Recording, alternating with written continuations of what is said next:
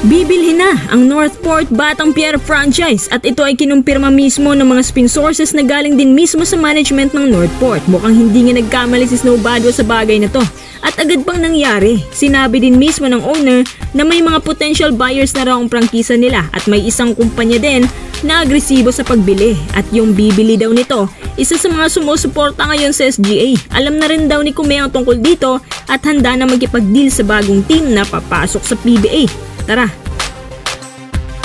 Lock, stock and barrel. Ito ang pagkakalarawan ng spin sa impending sale ng Northport franchise. Noong mga nakaraang buwan lang, sinabi ni Snow Badwa na bukod sa Terra Firma, may isang franchise pa raw ang sinasabing ika-4 na team ng SMC dahil sa pagiging farm nito. Ngayon ang balitang yan ay mangyayari na. Ayon pa kay Kume, mukhang may problema din sa expenses ang kumpanya at inoffer daw ng PBA lahat ng pwedeng solusyon para wag lang silang umalis. Pero desperado na talagang Northport owner. Mukhang mauuna pang mabili ang Northport kaysa Blackwater Nawala na rin daw ng interes ang team owner sa basketball at itutuon sa ibang bagay ang investment.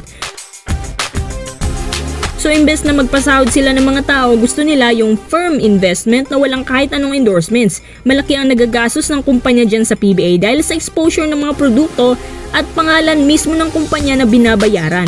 Recently, napakaraming players na ang umaalis sa Northport mula kay Arvin, kay Bulanadi at kay Paolo Taha. Yung mga naiwan naman pagkamalas-malas naman nila. Lalo na yung bagong lipat.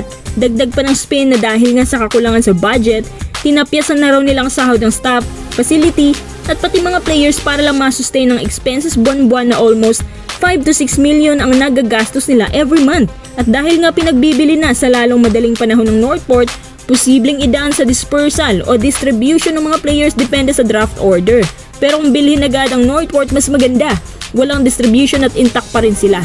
However, kulang-kulang ng mga pieces. Ito naman ang reaksyon ni Gio sa naging balita. Ang tanong, sino o anong kumpanya naman ang bibili? Ayon pa rin sa spin, ito raw ay food and beverage business at sobrang tagal na raw nilang gustong bilhin ng Northport at nag-submit na rin sila ng letter of intent sa Commissioner's Office bilang pagpapahayag nga ng interes sa pagbili at pinasa daw ito bago pa man nangyari ang FIBA Asia Cup. Dagdag pa ni Kume, sila raw ay binigyan ng choice kung magiging expansion team ba sila or bumili ng franchise. Kasi kung hindi nila bibili ng Northport, magtatayo ng sariling franchise at mananatiling hanger ang Northport. Pero pwede namang i-deal sa iba. Sayang no? May expansion team na sana Para lang klaruhin sa lahat, hindi po Valientes o Star Horse ang mga teams na gustong bumili sa Northport. Tungkol nga pala sa expansion, ayon kay Snow Badwa, ang grupo ng mga Lao ay may plano mag-operate din ng sariling PBA franchise. Bagamat di naman daw to pang permanent, pero good for long term na raw.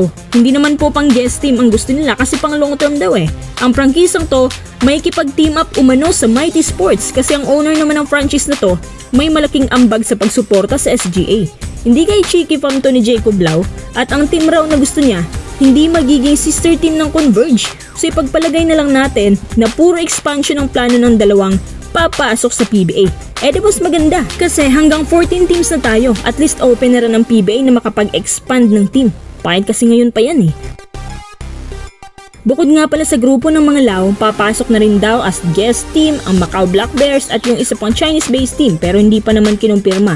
So what if nagkasabay-sabay silang lahat? Di mas maraming aabangan ng mga PBA fans at malaki din ang possibility na manumbalik ang dating PBA attendance. More teams, more fanbase lalo na pag nanguha tayo ng taga-ibang bansa. Imbes na paparating ng selebrasyon ng PBA sa kanilang 50-year anniversary, saka pa umatras ang ibang PBA teams.